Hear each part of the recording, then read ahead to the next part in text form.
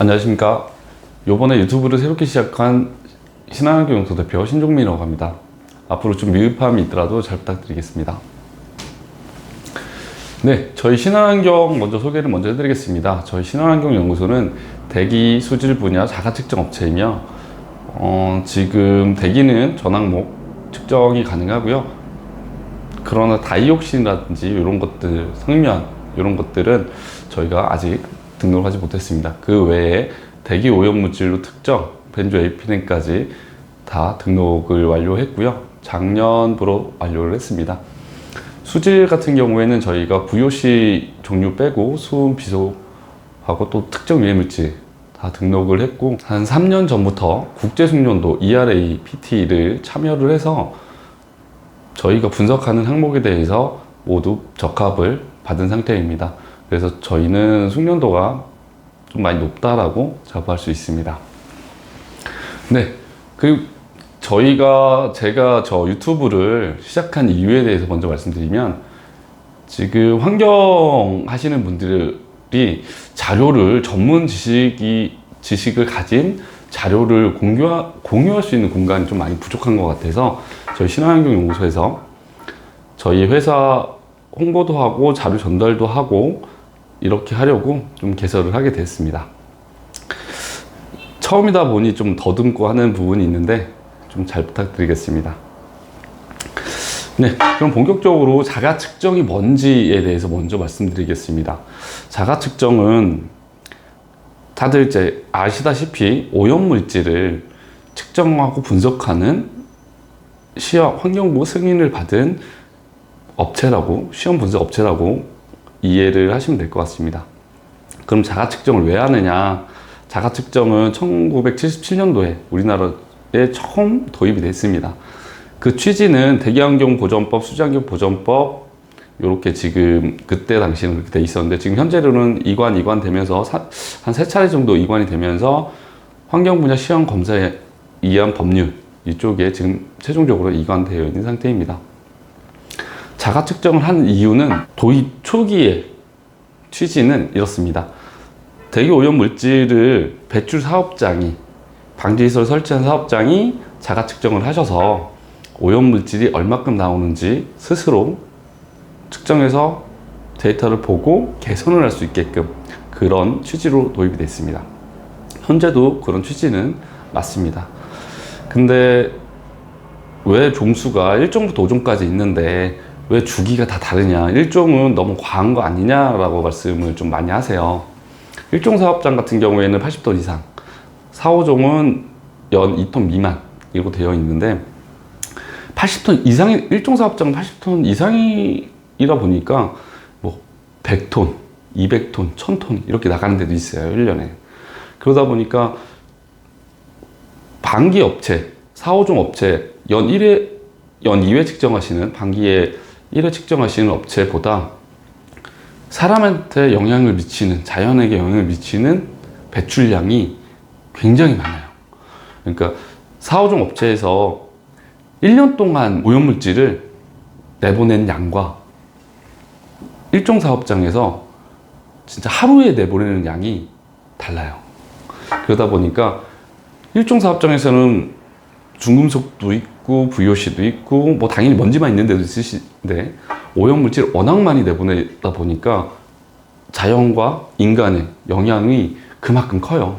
그러다 보니까 일주일에 한 번 정도는 체크를 해서, 자가 측정을 해서 니네가 적법하게 보내고 있는지, 법적 기준치 이내인지 확인을 해라, 이런 취지에서 지금 진행을 하고 있습니다. 그런데 지금 이 말을 들으시다 보면은 조금 의아한 게, 통합법에서는 분기에 한 번 아니냐 라고 말씀하시는데, 예, 맞아요. 근데 지금 이 법이 조금 겹치는 부분이 있어요. 대기환경보전법과 환시법, 그 다음에 통합법에 의해서 자가 측정 주기가 좀 달라요. 근데 왜 이렇게 됐는지는 모르겠지만 법에 자가 측정을 도입한 취지에서는 좀 맞지 않는가라는 생각을 좀 해요. 왜냐면 오염물질이 하루에 방지시설이 문제가 생겨서 내보내는 양이 어마어마하거든요. 하루에 나가는 양이 뭐 4, 5종 업체에 뭐 한 몇 년치 나가는 양이라고 보시면 돼요. 또 거기에 이제 특정까지 있으면 주변에 민가들도 있을 거고, 아무리 공단이라고 할지언정 공단에도 사람이 근무하잖아요. 그리고 자연 환경에도 지금 온실가스다, 뭐 탄소량 줄여야 된다, 미세먼지를 좀 줄여야 된다라고 하는데 배출되는 양이 어마어마하기 때문에 그거는 조금 환경부에서도 측정 주기를 좀 조절을 좀 하는 게 맞지 않나. 왜냐하면 분기에 한 번씩 측정을 했는데 만약에 이게 2달 전에 방지시설에 어떤 이상이 있어서 오염물질 많이 내보내고 있었는데 2달 동안 체크를 못 하다가 자가 측정했을 때 이거 많이 나갑니다 라고 하면 그때 개선이 들어가잖아요. 그러면 오염물질은 그만큼 그동안 많이 자연에 배출이 되고, 그러면 이제 당연히 자연에도 문제가 되겠지만 인간한테도 많은 문제가 되죠.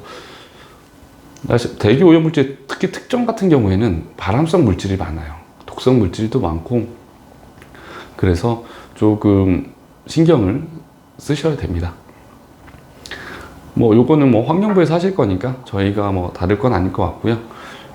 또 저희 신한환경연구소에서는 제가 환경관리자를 오래 하다 보니까 현장의 자가 측정뿐만 아니라 수질 분야, 폐기물 분야, 뭐 소음, 악취 요쪽의 컨설팅을 제가 좀 진행하고 있어요. 무료 컨설팅을 진행하고요. 1회 정도만 무상으로 저희가 현장 방문해서 현재 방지시설이 제대로 되어 있는지, 뭐 대기를 예를 든다면 분명히 가스상 물질이 배출하는데 뭐 입자상 물질을 제거하는 팩필터가 달려 있다든지, 아니면 VOC 계열이 나와서 뭐 연소에 의한 시설도 있지만 보통 활성탄을 많이 쓰세요. 활성탄을 쓰는데 용량 산정이 제대로 돼서 배출은 나오는 농도와 유량을 계산을 하면 방지시설 캐파도 정해지거든요. 근데 좀 많이 작게들 하세요.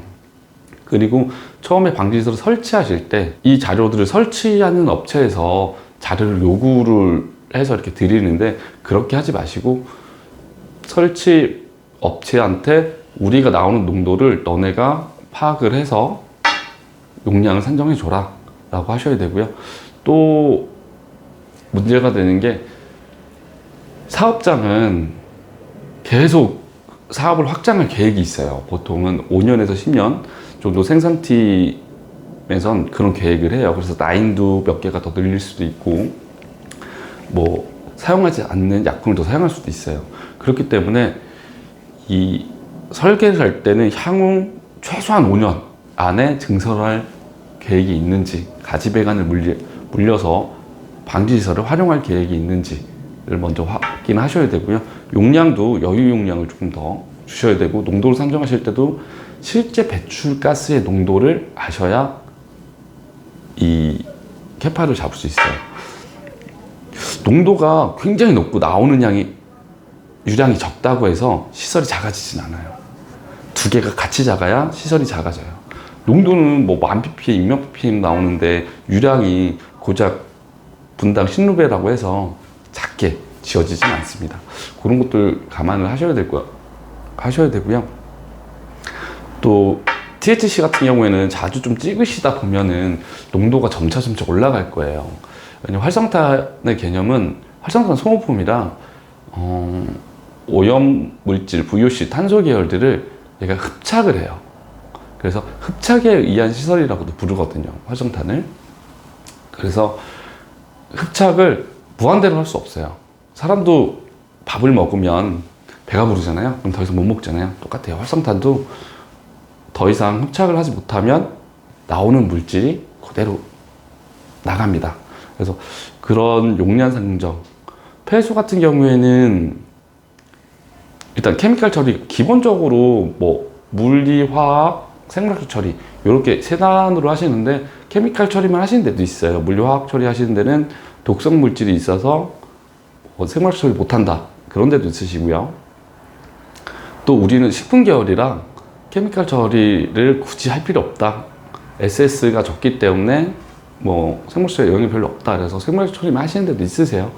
그러니까 그런 것들을 잘 고려해서 미생물이 지금 활성화 잘 돼 있는지, 반송 반송이 좀 중요합니다. 반송하고 체류 시간이 좀 괜찮은지 그런 것들. 그다음에 지금 뭐 인발 상태가 괜찮아서 물 상태가 어떤지. 저는 침전조 있는 거를 좀 좋아합니다. 침전조가 있으면 물 상태를 한 번에 확인할 수 있거든요. 근데 요즘에는 침전조를 많이 안 놓으시죠. 부지랑 이런 것 때문에 멤브레인 필터를 포크조에 넣고 하시는데, 그러면은 물 상태를 저희가 알기가 좀 힘들어요. 왜냐면 ml 농도 자체를 좀 높게 가져가시기 때문에, 그러면 그래도 장기 뽑기를 할 수밖에 없어요. 미생물 양이 높아서. 그러면 저희가 직접 물을 떠서 한 30분 정도 있다가 좀 응집되는 상태와 물이 침전됐을 때 상중수의 상태, 이런 것들, 그리고 핀플록이 있는지 없는지 이런 것들 좀 저희가 확인하고요. 그리고 모든 시설에 멤브레인 필터 놓으시면 안 됩니다. 점성이 있고 이런 데들은 금방 막혀요. 그렇기 때문에 좀 고려를 하셔야 될 것 같고요. 악취 같은 경우에는 특별하게 저희가 많이 해드리지는 않지만, 악취는 대기 VOC, 휘발성 유기화합물과 겹치는 오염물질들이 많아요. 그래서 악취가 나온다고 하면 대기 오염물질도 같이 발생한다 라고 보시면 돼요. 저희가 신나를 쓰는데 악취만 하고 쓰시는 데들 있으세요. 뭐 페인트 칠할 때도 신나 쓰시죠.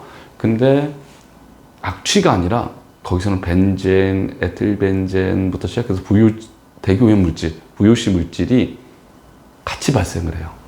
악취 물질만 발생하는 게 아니에요. 근데 악취 물질하고 대기 오염물질하고 겹치는 게 많기 때문에 우리가 악취가 좀 많이 나온다, 냄새가 좀 심각하게 난다, 뭐 플라스틱을 성형한다든가 온도를 줘서 압출을 할 때 온도를 많이 주는데 냄새가 좀 난다, 비닐류 이런 것들 할 때 악취만 검사하지 마시고요. 저 대기 오염물질, VOC도 검사를 하시는 게 좋아요. 지금은 저희 대한민국에서 정책을 조금 강화를 많이 하다 보니까 냄새가 나는데 이상한데 악취만 측정해가는 게 아니라 테트라백에 악취만 갖고 가서, 지금은 그 테트라백에 보통 포집을 하시는데, 포집하시면 그거를 대기 오염물질 GC를 같이 찍을 수 있어요. 그러면 오염물질이 바로 나오기 때문에, 그러면 이제 VOC는 다 거의 다 특정이에요. 그래서 나오시면은 그 입지 조건도 있고, 그 다음에 종수 종별도 있고 하시니까 미리 체크하셔서 좀 저감을 하시는, 뭐 나오면 무조건 나가야 되는 거 아니냐라고 하시는데 그건 아니에요. 저희가 청정지역이고 공단이 아니어서 3종 이상이 되면 안 되고 특정 나오면 안 된다라고 하실 때는 방지시설 후단에 저 방지시설을 잘 설계하셔서 잘 놓으시면 방법 검출을 한 게 이하로 나온다. 대경보존법에 환시법에 별표에 있어요. 농도가. 그 농도를 확인하시면, 이게 배출원 기준이 아니에요. 이거는 허가를 받냐 신고를 하냐 요 조건이에요. 농도가 일정 기준 미만이면은 특정이라도 허가가 아닌 신고제를 할 수 있어서 그 지역에서 굳이 안 나가도 돼요. 그러시니까 오염물질을 좀 미리 아셔서 체크를 하셔서 좀 점검하시는 게 좋습니다. 뭐 농도를 잘 못 떨어뜨린다 라고 하시면 저희한테 연락을 한번 주세요. 그러시면, 근데 이런 건 안 되죠. 필터가 되어 있는데 가스상이 많이 나온다, 불소나 뭐 염화수소 이렇게 많이 나온다, 그러시면 세정식 스크러버 하나 놓으셔야 돼요.